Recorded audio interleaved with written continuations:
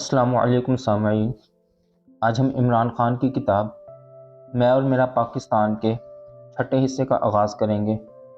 آج ہم اس کتاب کے جس باب کو پڑھنا شروع کریں گے اس کا نام ہے اللہ جانے اب کیا ہوگا۔ آئیے شروع کرتے ہیں۔ سچی بات یہ ہے کہ سن 1970 اور سن 1980 کے اشروں میں سیاست سے قطعاً مجھے کوئی دلچسپی نہ تھی۔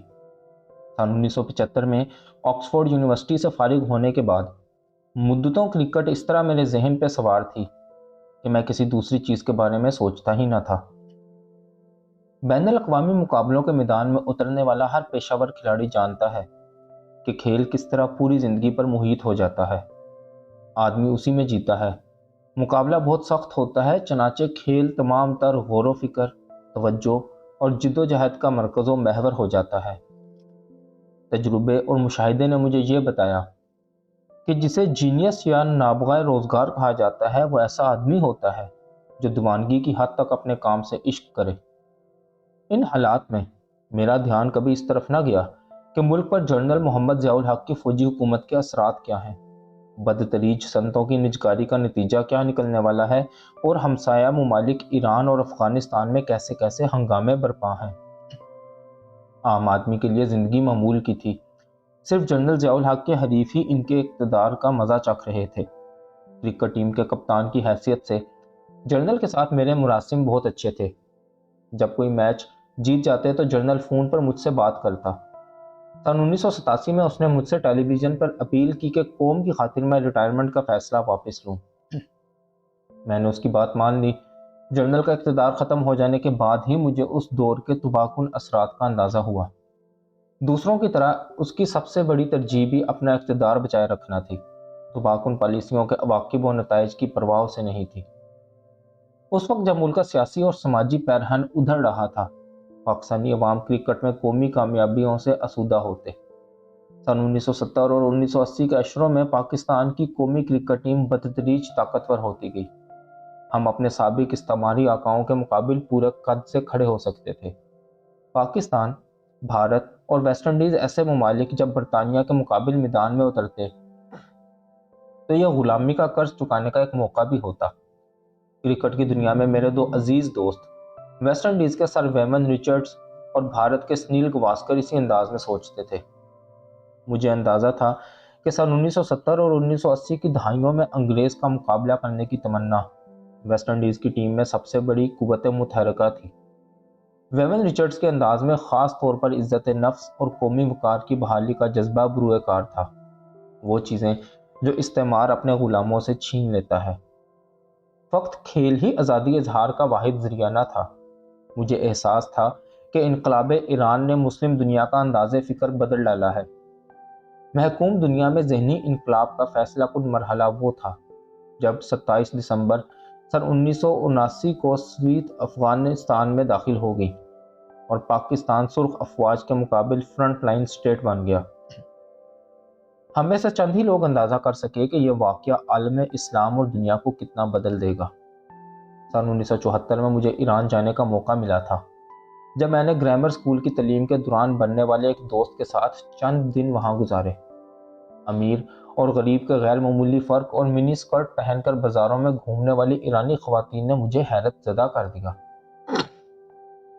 آج کا کراچی اور لاہور بھی اسی طرح کے ہوتے جا رہے ہیں۔ مہنگے اور زرق برق ملبوسات پہنے امیر طبقے کی خواتین ان مردوں کے ساتھ ہنگامہ خیز تقریبات کا رخ کرتی ہیں جن کے انداز ہمارے معاشرے سے یکسر مختلف ہیں۔ ایران کے سفر سے پہلے میں نے کسی مسلم ملک میں لوگوں کو اس قدر مغرب زدہ اور اپنی تہذیبی اقدار سے اس قدر بے نیاز نہ پایا تھا۔ مجھے صدمہ ہوا۔ خوانچوں ریڑھیوں پر کھڑے عام ایرانیوں کے وہ تاثرات مجھے یاد آتے ہیں جو ان خواتین کو دیکھ کر بے ساختن کے چہروں پر امنڈ آتے۔ چند برس بعد ایرانی تاجروں کو خمینی کے اسلامی انقلاب میں اہم کردار ادا کرنا تھا۔ وہ روایتی انداز کے مسلمان تھے اور شاہ ایران سے نفرت کرتے تھے۔ مغرب کا یہ کارندہ اپنے ملک کو اس کے تہذیبی رنگ میں ڈھال دینے پر تلا ہوا تھا۔ بالکل برعکس پاکستان میں مجھے ایسے مغرب زدہ لوگوں کا طریق مختلف تھا۔ ہم جب دیہی علاقوں حتیٰ کہ پرانے لاہور کا بھی رخ کرتے تو مقامی رسم و رواج کا احترام ملحوظ رکھتے۔ ہماری خواتین چادر اوڑھ لیتی اور بعض تو برقع بھی۔ میری والدہ سر ڈھانپے بغیر کبھی بازار نہ جاتی۔ پاکستانی خواتین اب بھی شلوار قمیض پہنتی اور دوپٹہ اوڑھتی ہیں۔ حال ہی میں کچھ مغرب زدہ عورتوں نے جینز پہننا شروع کی ہے۔ انقلاب ایران ایک اعتبار سے رضا شاہ کبیر کی مغربیت اور سیکولرزم کا رد عمل بھی تھا۔ سن 1925 سے اس وقت تک وہ ایران پر مسلط رہا جب بالآخر اسے فرار ہونا پڑا۔ پھر اس کے فرزند رضا شاہ پہلوی نے اقتدار سنبھالا، ایک ظالم اور سخت گیر آمر۔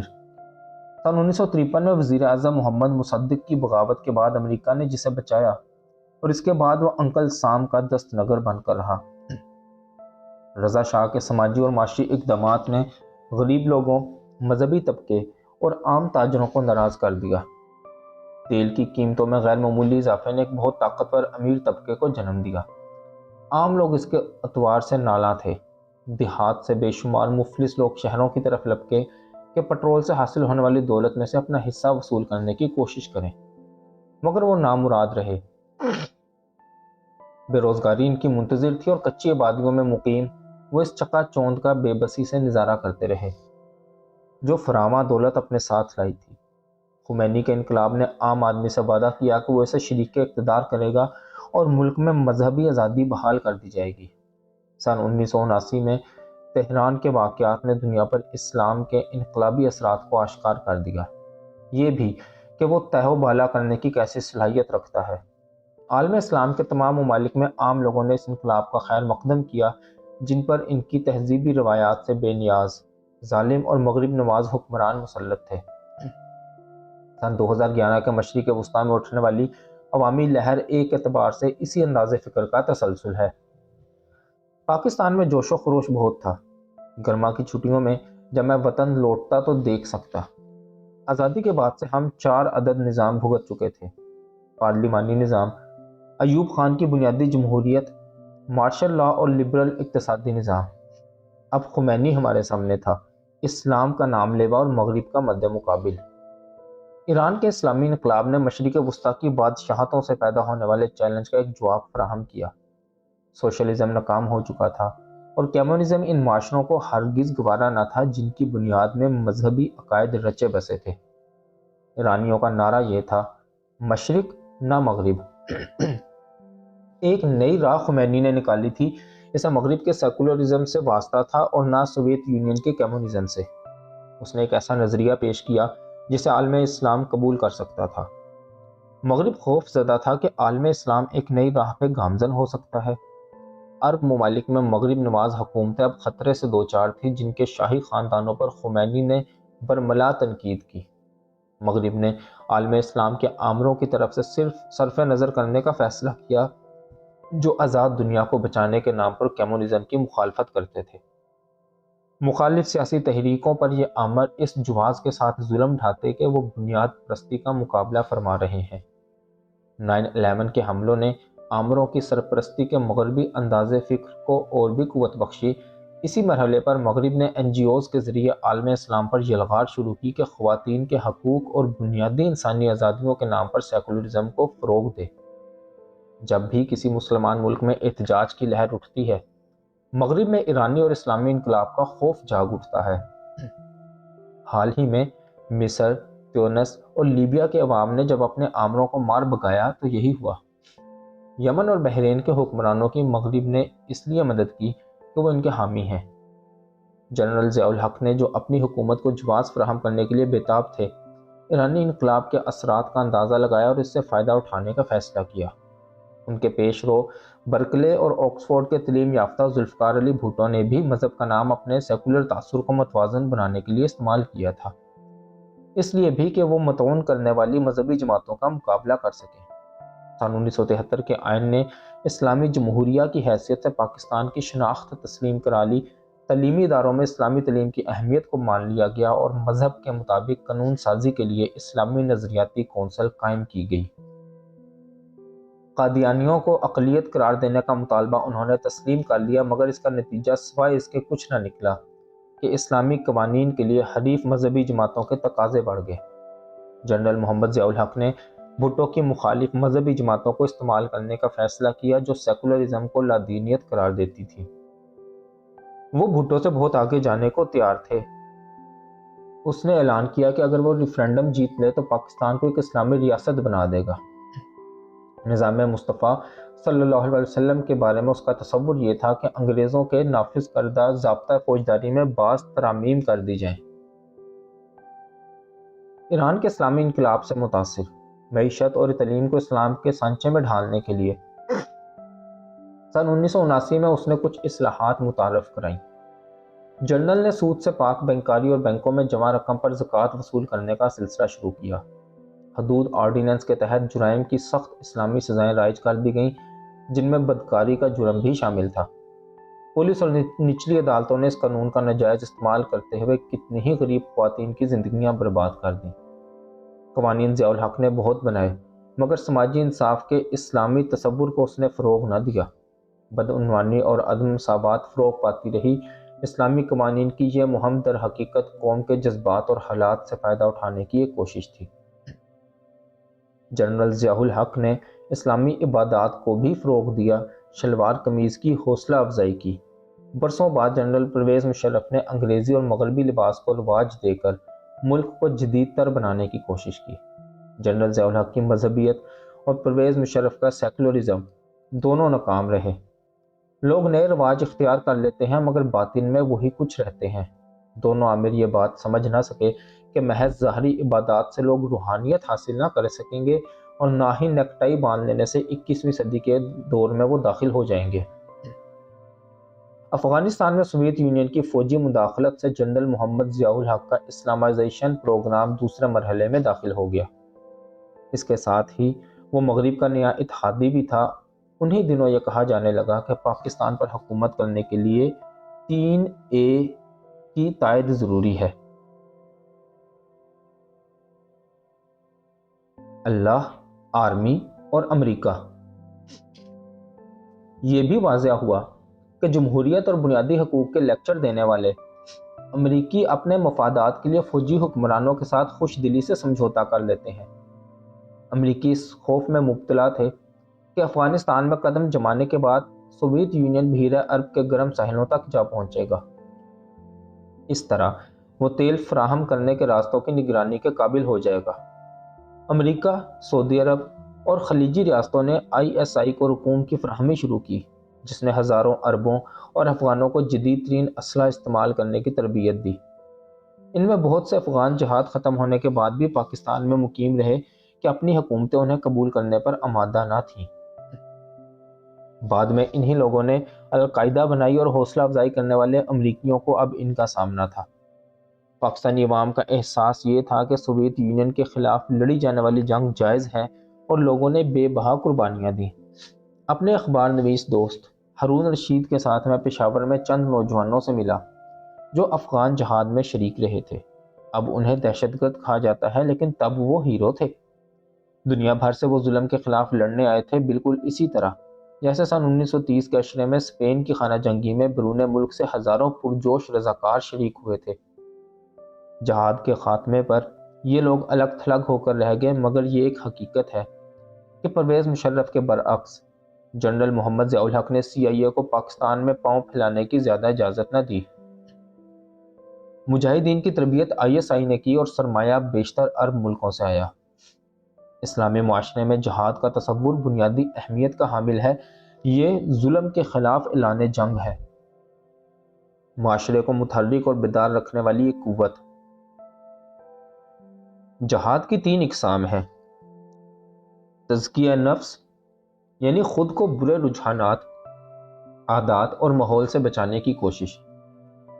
ثانیاً کسی تشدد کے بغیر ناانصافی کا مقابلہ۔ ثالثاً غیر مسلموں کے حملے کی صورت میں طاقت کے ذریعے مسلم معاشرے کا دفاع۔ انصاف کے لیے مسلمان کو اٹھنا چاہیے، ظلم کے خلاف، خواہ اس کا ہدف غیر مسلم ہو۔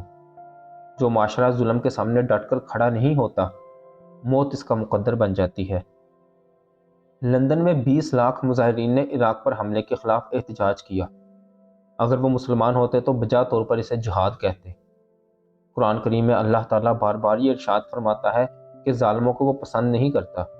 سب لوگ اگر انصاف کا مطالبہ کرتے ہوئے اٹھے تو حکمرانوں کے لیے ان کی بات ماننے کے سوا کوئی چارہ نہ ہوگا۔ सन 1980 کے اشرے میں جہاد کے لفظ سے شان و شوکت وابستہ رہی کہ جنگ مغرب مخالف سوویت یونین کے خلاف تھی، مگر اب اسی کو دہشت گردی کہا جانے لگا۔ جہاد کے تصور میں ہرگز کوئی نقص نہیں کہ یہ نیکی کے فروغ اور برائی کو روک دینے کا نام ہے۔ رہا غلط استعمال تو وہ کسی بھی نظریے کا ہو سکتا ہے۔ جو لوگ افغانستان گئے، ان کا مطمع نظر بالکل واضح تھا۔ جا رہے غیر ملکی افواج کے خلاف وہ افغان عوام کے مددگار تھے۔ افغانستان سے ملحق پاکستانی قبائلی علاقوں میں پہلی بار دنیا بھر سے مسلمان جمع ہوئے کہ سوویت یونین سے نبرد آزما ہوں۔ سعودی عرب، یمن، مصر، الجزائر، تیونس اور عراق سے ہزاروں لوگ یہاں پہنچے۔ ISI نے انہیں تربیت دی اور وہ CIA کی مرضی سے مقیم تھے۔ ایک سعودی کھرب پتی خاص طور پر بہت محبوب شخصیت بن کے ابھرا جس نے افغان جہاد کے لیے آسائش کی زندگی ترجیح دی تھی، اسامہ بن لادن۔ میرے دوست مشہور قانون دان اکرم شیخ کو یاد ہے کہ سن 1987 میں اسلام آباد میں امریکی سفارت خانے کی ایک تقریب میں وہ مہمان کی حیثیت سے شریک تھے۔ سن 1983 میں رائل کیفے لندن میں مجاہدین کے لیے عطیات جمع کرنے کی ایک مہم میں شریک ہوا، جو عمرہ کا گڑھ تھا کہ کبھی آسکر وائلڈ اور سر ونسٹن چرچل یہاں آیا کرتے تھے۔ بارسوخ طبقات میں تب یہ ایک محبوب اور مقبول مقصد تھا۔ برطانیہ کے لارڈ کرین بورن اور امریکہ کی جون ہیرنگ ایسی خاتون جس میں فخر کے ساتھ شریک ہوتے۔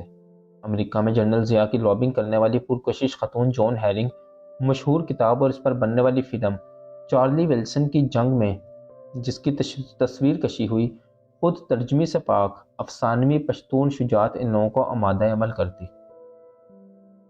سن 1985 میں افغان مجاہدین کا ایک وفد وائٹ ہاؤس گیا تو صدر ریگن نے ان کا ذکر اس طرح کیا: اخلاقی اعتبار سے وہ امریکہ کی بنیاد رکھنے والے عظیم المرتبت قائدین کے ہم پلہ ہیں۔ ان میں حزب اسلامی کے سربراہ گلبدین حکمت یار شامل تھے۔ امریکی امداد حاصل کرنے والوں میں وہ نمایاں تھے اور اب وہی حکمت یار افغانستان میں نیٹو افواج سے برسر جنگ ہیں۔ ان کے نزدیک ان غیر ملکی افواج کی حیثیت وہی ہے جو سوویت یونین کی تھی۔ طالبان اور القاعدہ کی طرح اب وہ امریکہ کو مطلوب ہیں۔ امریکی دفتر خارجہ کی اصطلاح میں آج وہ مشہور عالمی دہشت گرد ہیں۔ پشتون قبائل کو 1893 میں وجود پانے والے ڈیورنڈ لائن نے 2 حصوں میں بانٹ رکھا ہے۔ انگریزوں نے یہ سرحدی لکیر افغانستان اور برٹش انڈیا کو تقسیم کرنے کے لیے کھینچی تھی۔ آج ہر ماہ 1 لاکھ افراد اس لکیر کے دونوں طرف آتے جاتے ہیں۔ ایک سرحد کے طور پر ان کے لیے یہ بے معنی ہے۔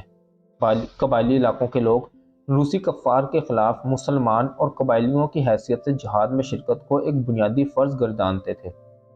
سرحد کے صوبے میں جدید اسلحے کا ایک طوفان تھا۔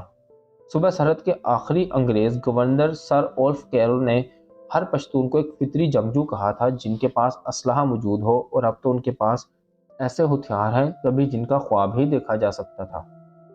ایک طرف نئے ہتھیاروں اور دوسری طرف ہیروئن نے فروغ پایا۔ CIA کی طرف سے کراچی کی بندرگاہ سے قبائلی علاقے تک ہتھیاروں کا ایک حصہ راستے ہی میں غائب ہو جاتا۔ نتیجہ یہ کہ کراچی دنیا کے سب سے زیادہ فساد زدہ شہروں میں سے ایک ہے۔ پورا پاکستان اور خاص طور پر قبائلی علاقہ کلاشن کوف کلچر کی زد میں ہے۔ اسلحہ لانے والے ٹرک واپسی پر ہیروئن سے لدے ہوتے جو افغانستان اور پاکستان کی سرحدی پٹی میں بنائی جاتی تھی۔ پاکستان دنیا میں ہیروئن کی سب سے بڑی گزرگاہ بن گیا اور اس میں منشیات کے عادی لوگوں کی تعداد غیر معمولی ہوتی گئی۔ سن 1982 تک افغان جہاد کو امریکہ اور خلیجی ریاستوں سے اوسطاً $600 ملین کی امداد پہنچ رہی تھی۔ جہاد کے لیے سعودی پشت پناہی نے انہیں وہابیت کے فروغ کا موقع فراہم کیا۔ وقت گزرنے کے ساتھ ساتھ ان کی مذہبی فکر نے پشتونوں کو متاثر کیا۔ مدرسوں کی بڑھتی ہوئی تعداد نے بھی مقامی مذہبی ماحول پر اپنے اثرات ڈالے۔ انٹرنیشنل کرائسس گروپ کی ایک رپورٹ کے مطابق سن 1982 سے سن 1988 کے دوران ان علاقوں میں 1000 نئے مدارس قائم ہوئے۔ عرب ممالک کی مدد سے یہ ان سنی جماعتوں نے تشکیل دیے جو شدت پسندی کے رجحانات رکھتی تھیں یا جنرل محمد ضیاء الحق کی سیاسی حلیف تھیں۔ امریکیوں کا کہنا یہ بھی ہے کہ ان کا پیسہ جہادی ثقافت کے فروغ کا ذریعہ بنا۔ امریکہ کی یونیورسٹی آف نیبراسکا اوماہا نے ان مدارس اور مہاجر کیمپوں میں مقیم نوجوانوں کے لیے مقامی زبانوں میں نصابی کتب شائع کی، مقدس مجاہدین جنم دینے اور روسیوں کے خلاف نفرت کی آبیاری کے لیے۔ حکومت کو اس امر کی اجازت نہ دینی چاہیے تھی کہ غیر ملکی اپنے زیر اثر گروہ تشکیل دیں۔ یہ عمل شیعہ سنی اختلاف کا ذریعہ بھی بنا اور وقت گزرنے کے ساتھ یہ اختلاف بڑھتا گیا۔ سوویت یونین کے خلاف جہاد ختم ہونے کے مرحلے تک مجاہدین کی پوزیشن اس معاملے نے بہت خراب کی۔ افغان جنگ کے نتیجے میں 30 لاکھ مہاجرین پاکستان آئے جو خود اپنی آبادی کا بوجھ نہ اٹھا سکتا تھا۔ یہ لوگ وسائل میں حصہ دار بنے تو زندگی کا معیار گرنے لگا۔ ایران کے برعکس، جس نے انہیں کیمپوں میں رکھا، پاکستان میں افغان مہاجرین کو ہر کہیں جانے کی آزادی تھی۔ معاملے کا ایک پہلو یہ ہے کہ جس فراخ دلی کے ساتھ پاکستانی عوام نے ان مہاجروں کو گوارا کیا، اس پر مغرب کو شرم آنی چاہیے جو تارکین وطن کے مسئلے پر اس قدر بویلا کرتا ہے۔ افغانوں نے مہاجر کیمپوں میں نظم و نسق قائم رکھنے کی اپنی سی بہترین کوشش کی اور ان کا قبائلی نظام اس عمل میں ان کا مددگار تھا۔ جنرل محمد ضیاء الحق کا 11 سالہ دور خوشحالی کا عہد تھا، اگرچہ حکومت کی اپنی پالیسیوں کے طفیل نہیں۔ سن 1980 کے عشرے میں ترقی کی شرح 6% سالانہ رہی، امریکی امداد کے علاوہ آسان قرضوں کی بنا پر۔ علامہ ازیں اسی دور میں سمندر پار پاکستانیوں کی طرف سے بھیجی جانے والی رقوم میں غیر معمولی اضافہ ہوا۔ اندازہ یہ ہے کہ سن 1975 سے 1990 کے درمیان 40 ارب ڈالر سمندر پار سے پاکستان پہنچے۔ اگر یہ دولت دکھاوے اور اشیائے تعیش کی بجائے صحت اور تعلیم پر صرف کی جاتی تو آج ملک کی حالت مختلف ہوتی، مگر جنرل محمد ضیاء الحق کی حکومت میں کرپشن اس طرح بڑھ گئی کہ بگاڑ بے قابو ہونے لگا۔ غیر ملکی سرمایہ کو اس نے سیاسی حریف خریدنے اور ان سیاسی لوگوں کی سرپرستی کے لیے استعمال کیا جو فوجی اقتدار کی حمایت کر رہے تھے۔ جنرل محمد ضیاء الحق کی بدترین وراثت یہ تھی کہ پیپلز پارٹی کو اقتدار سے باہر رکھنے کے لیے مخالف سیاسی گروہوں کی سرپرستی ہوئی اور سیاست میں فوج کا رسوخ بڑھا دیا گیا۔ جمہوریت کو اس کی قیمت چکانا پڑی۔ اس ہنگامے میں اس نے اپنے پٹھوؤں کو دولت کمانے کی کھلی چھٹی دے دی۔ یہی وہ زمانہ تھا جس میں نواز شریف ایسا لیڈر تخلیق کیا گیا جو 2 بار ملک کا وزیر اعظم رہا، سن 1990 سے 1993 اور پھر سن 1997 سے 1999 تک۔ اس کا خاندان لوہے کی ایک فاؤنڈری کا مالک تھا جو بھٹو نے قومیہ لی تھی۔ جنرل محمد ضیاء الحق کی حکومت نے وہ انہیں واپس کر دی اور پھر پنجاب کے وزیر خزانہ کی حیثیت سے اس شخص اور خاندان کو ایک صنعتی سلطنت تعمیر کرنے کی اجازت دی۔ پنجاب کی وزارت اعلیٰ حاصل کرنے کے بعد یہ رفتار کچھ اور تیز ہو گئی۔ روپے کے بے دریغ استعمال سے وہ پاکستان مسلم لیگ کا سربراہ بن بیٹھا اور بعد ازاں اسلامی جمہوری اتحاد کا نمائندہ جو ISI کی تخلیق تھا۔ سپریم کورٹ میں داخل کیے جانے والے ISI کے سربراہ جنرل درانی کے ایک حلفیہ بیان کے مطابق دوسرے سیاستدانوں کے علاوہ صرف ایک موقع پر نواز شریف کو خفیہ ایجنسی نے 35 لاکھ روپے فراہم کیے تھے۔ سن 1985 کے غیر جماعتی الیکشن نے کرپشن کو عروج پر پہنچا دیا۔ امیدواروں کا تعلق سیاسی جماعتوں کے ساتھ نہ تھا، چنانچہ انہیں پلاٹ اور سرکاری بینکوں سے قرضے، سرکاری پرمٹ اور حکومتی ٹھیکے دیے گئے۔ یہ الیکشن پاکستان کے لیے تباہ کن ثابت ہوا، کرپشن کے ایک طوفان کی بنیاد۔ آئندہ برسوں میں جسے مزید تباہ کن انداز اختیار کرنا تھا۔ میری توجہ اپنے کام پر ہی تھی، لیکن سن 1970 سے ملک جس زوال کا شکار تھا اس پر مجھے ذہنی اذیت ہوتی۔ گرما کے موسم میں انگلینڈ میں کرکٹ کھیلتا، اس طرح مسلسل اور متواتر ایک ترقی یافتہ ملک کے ساتھ اپنی قوم کے موازنے کا موقع ملتا، اور دکھ تھا کہ بڑھتا ہی چلا جاتا۔ برطانیہ میں ادارے مضبوط تھے جبکہ پاکستان میں کوئی بھی بارسوخ آدمی قوانین کا مذاق اڑا سکتا تھا۔ ان کے لہجے زخمی ہوتے، مگر میں خاندان کے بزرگوں کو یہ کہتے سنتا کہ انگریزوں کے دور میں صورتحال بعض اعتبار سے بہتر تھی۔ قانون کی حکمرانی، قابلیت کی بالادستی اور نوکرشاہی، انگریزی عہد میں ہر چیز مقابلتاً اچھی تھی، بحیثیت مجموعی کرپشن پر بھی قابو تھا۔ میرے خاندان کے بزرگ یہ کہتے کہ حکمرانوں نے ہمیں دھوکہ دیا۔ کیا میں پاکستان پر فخر کا کیسا احساس تھا، لیکن وقت گزرنے کے ساتھ مایوسی اور پریشانی بڑھتی گئی۔ سیاستدانوں کی پہلی نسل میں سے بعض، مثلاً سردار شیر باز خان مزاری اور ایئر مارشل اصغر خان نے جناح اور اقبال کے خواب کو زندہ رکھنے کی کوشش کی۔ ذوالفقار علی بھٹو اور جنرل محمد ضیاء الحق کے دور میں دونوں اسیری کی اذیت سے گزرے اور دونوں نے اپنے تجربات رقم کیے ہیں۔ دوسروں کی طرح میں بھی ملک کی حالت زار پہ شاکی ہوتا، لیکن بہتری لانے کے لیے کبھی انگلی تک نہ ہلائی۔ میرا تعلق اس مراعات یافتہ طبقے سے تھا جسے زوال نے کوئی تکلیف نہ پہنچائی تھی۔ جس اسکول میں ہم نے تعلیم پائی اس کا نصاب درآمدی تھا۔ تعلیم اگر زوال پذیر تھی تو ہم لوگ اس سے متاثر نہ ہوئے۔ اگر ہسپتالوں کی حالت خراب تھی تو ہمیں پریشان ہونے کی ضرورت نہ تھی۔ علاج کے لیے ہم بیرون ملک جا سکتے تھے۔ بجلی اگر میسر نہ ہوتی تو ہم جنریٹر خرید سکتے تھے۔ سرکاری دفاتر میں اگر کرپشن تھی تو ہمیں کیا، کسی نہ کسی طور ہم رشوت دے کر ہم اپنے مقاصد حاصل کر سکتے تھے۔ ہم سرکاری دفتر میں ایسے رابطوں کے حامل تھے کہ ہمارا کام رکنے نہ پاتا۔ اگر عام آدمی بھگت رہا تھا تو یہ اس کی بدقسمتی تھی۔ میں تو ذاتی طور پر استحقاق یافتہ مخلوق سے بھی زیادہ خوش قسمت تھا۔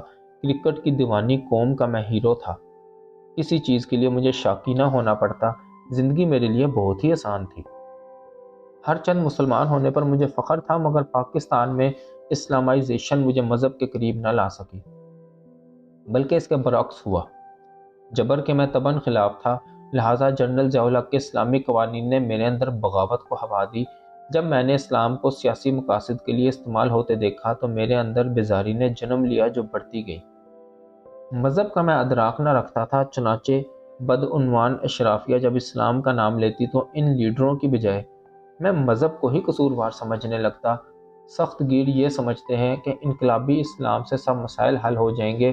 وہ غلط طور پر یہ دعویٰ کرتے ہیں کہ ملک کو بہتر طور پر چلانے کے بجائے ہمیں مذہب کے معاملے میں اپنے رویے کو بدل لینا چاہیے۔ سن 1970 اور 1980 کے عشروں میں سرکاری ٹیلی ویژن سے جو بعض اعتبار سے سب سے مؤثر ادارہ تھا، علماء کرام کو لوگ اسلام کے بارے میں واعظ کرتے ہوئے سنتے۔ اکثر نوجوان منہ پھیر لیتے یا ٹی وی بند کر دیتے۔ یہ منافقت تھی جو رد عمل کو جنم دیتی۔ لوگ بجا طور پر یہ سمجھتے تھے کہ اسلامی معاشرے میں کردار کا معیار نہایت ہی بلند ہونا چاہیے۔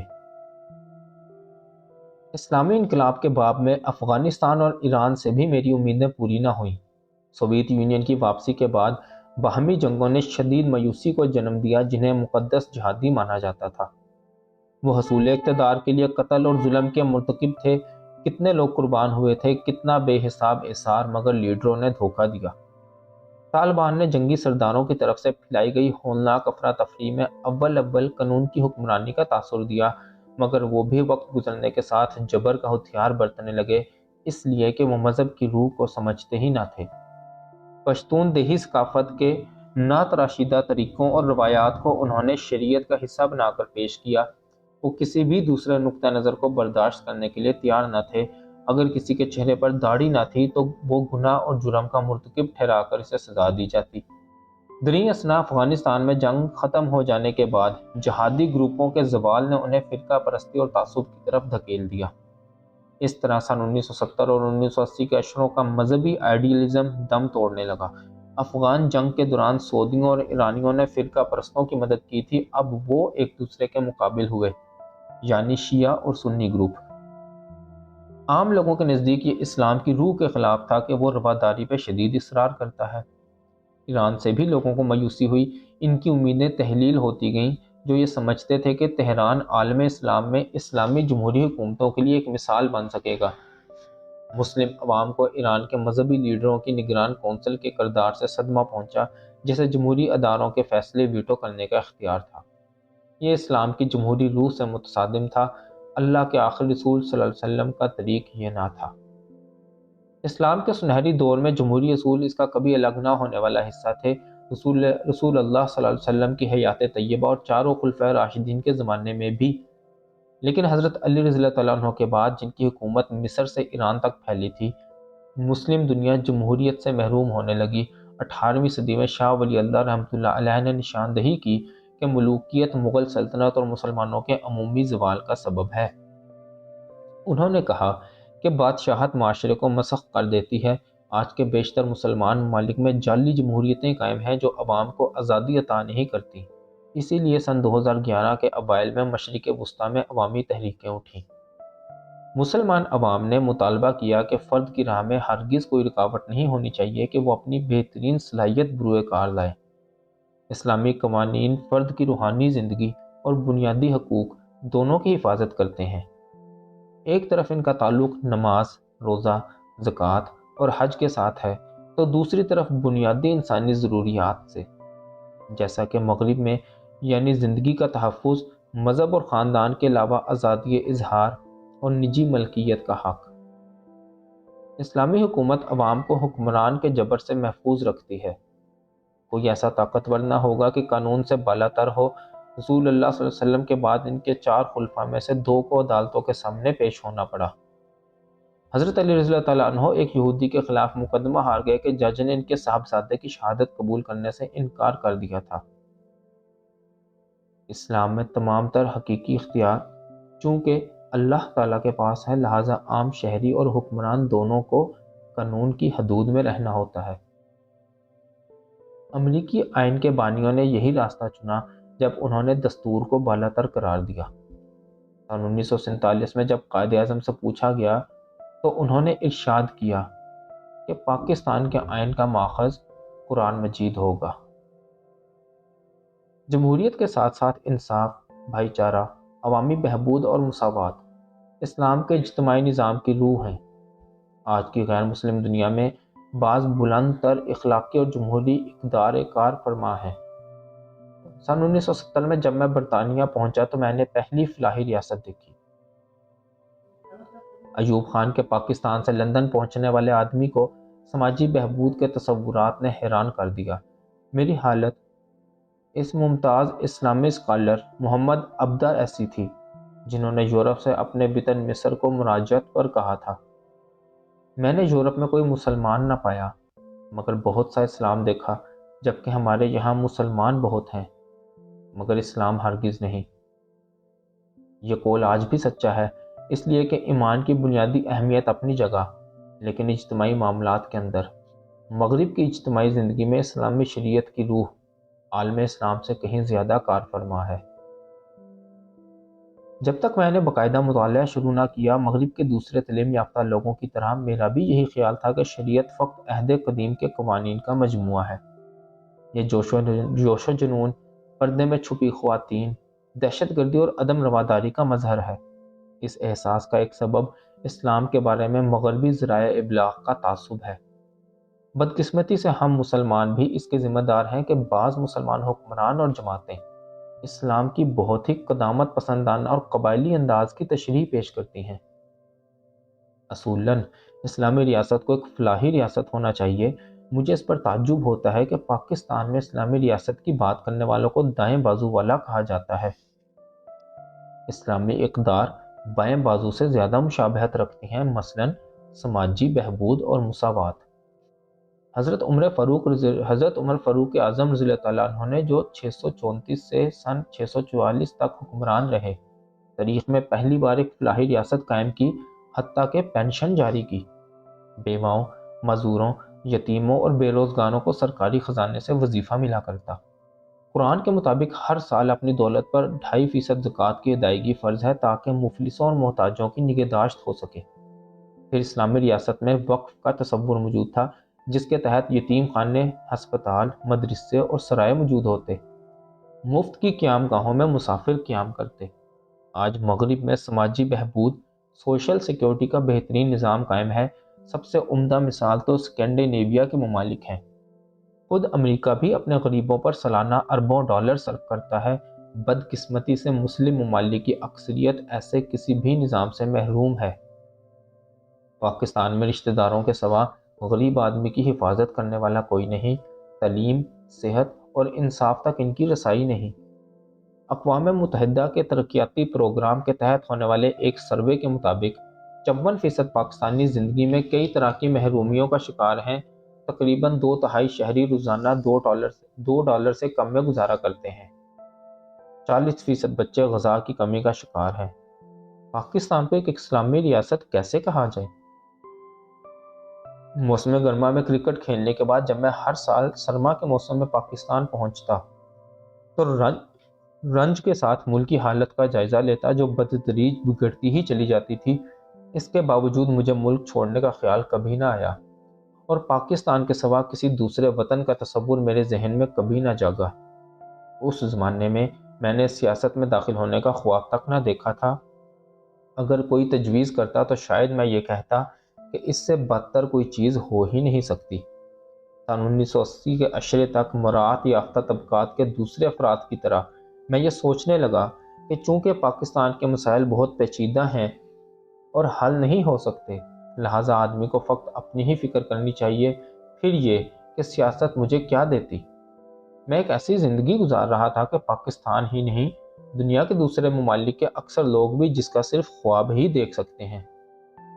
میں دنیا بھر میں گھومنے پھرنے والا ایک امیر اور کرکٹ کا مقبول ہیرو تھا۔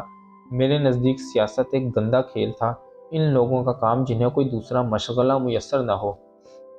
میرے اسکول کے جو طالب علم ساتھی سیاست میں گئے، ان میں سے اکثر تعلیم اور کھیل کے میدان میں ناکام رہے تھے۔ بیشتر جگیردار خاندانوں سے تعلق رکھتے تھے۔ کوئی بھی سیاست دانوں کو بے لوث اور مخلص نہ سمجھتا تھا جو ملک کو بہتر بنانے کے آرزومند ہوں۔ اس دور میں مجھے فلاحی کاموں سے بھی دلچسپی نہ تھی، زکوٰۃ بھی شاید ہی کبھی دی ہو۔ میرا انداز فکر یہ تھا کہ چونکہ میں نے اپنے ٹیکس ادا کر دیے، چنانچہ فرض کی ادائیگی ہو چکی۔ یہی وہ دن تھے جب میں نے سوچنا شروع کیا کہ خدا کا وجود ممکن ہے۔ یہ خیال پاکستان میں اسلامائزیشن نہیں بلکہ کرکٹ سے پھوٹا۔ سن 1982 میں کھلاڑی کی حیثیت سے میں عروج کے قریب تھا۔ 7 سال تک میں متواتر کھیلتا رہا۔ ساتھی کھلاڑیوں کو میں قسمت کے بارے میں بات کرتے ہوئے سنتا رہتا تھا۔ کبھی بہترین کیفیت میں ہونے کے باوجود میں کچھ نہ کر پاتا اور کبھی کاہلی کے باوجود کامیابی حاصل کر لیتا۔ میں نے یہ بھی محسوس کیا کہ سخت مقابلوں میں ایک نقطہ ایسا ہوتا جس سے معاملہ کسی ایک ٹیم کے حق میں پلٹ جاتا۔ بعض اوقات کھیلنے کی صلاحیت سے اس کا کوئی تعلق نہ ہوتا۔ مثال کے طور پر امپائر کی کسی ایک غلطی یا تعصب سے نہ صرف ایک میچ بلکہ پوری سیریز کا پانسا ہی پلٹ جاتا۔ بسا اوقات ایسا ہوتا کہ ایک ٹیم جیت رہی ہوتی مگر کسی انہونی چیز، مثلاً بارش کے نتیجے میں دوسری فتح یاب ہو جاتی۔ بعض اوقات ٹاس سے فتح یا شکست کی راہ ہموار ہو جاتی۔ پھر ایک اور پہلو بھی ہے جس کی داد بولر ہی دے سکتے ہیں۔ بعض اوقات بہترین طور پر گیند پھینکنے سے بھی کوئی نتیجہ نہیں نکلتا، حالات خواہ کتنے ہی سازگار ہوں۔ اس کے برعکس کبھی نامساعد حالات میں بھی گیند ہدف کو جا لیتی ہے۔ بعض اوقات گیند نرم یا بدنما ہو جاتی ہے اور بہترین بولر بھی کچھ نہیں کر سکتا اور نتیجہ خراب نکلتا ہے۔ میں نے دیکھا کہ کبھی ایک بلے باز اس طرح کھیلتا ہے کہ اس کا خود پہ بھرپور اعتماد ہوتا ہے۔ یہ اعتماد کسی بھی طرح مجروح نہیں ہوتا اور اسے یقین ہو جاتا ہے کہ وہ ضرور رنز بنا لے گا۔ وہ غلطیاں کرتا ہے، گیند کو کیچ کرا دینے والی غلطیاں، اور لگتا ہے کہ ابھی ابھی وہ آؤٹ ہو جائے گا، لیکن سب تعجب کے ساتھ دیکھتے ہیں کہ وہ کامیاب رہتا ہے۔ میں نے محسوس کرنا شروع کیا کہ فقط اعتماد اور کوشش ہی کامیابی کی ضمانت نہیں۔ جو کھلاڑی اہلیت، ہنر اور عزم رکھتے ہیں وہ پہم کامران رہتے ہیں، مگر ایک حد ہے جس سے آگے ہر کوئی بے بس ہے۔ اسی کا نام قسمت ہے۔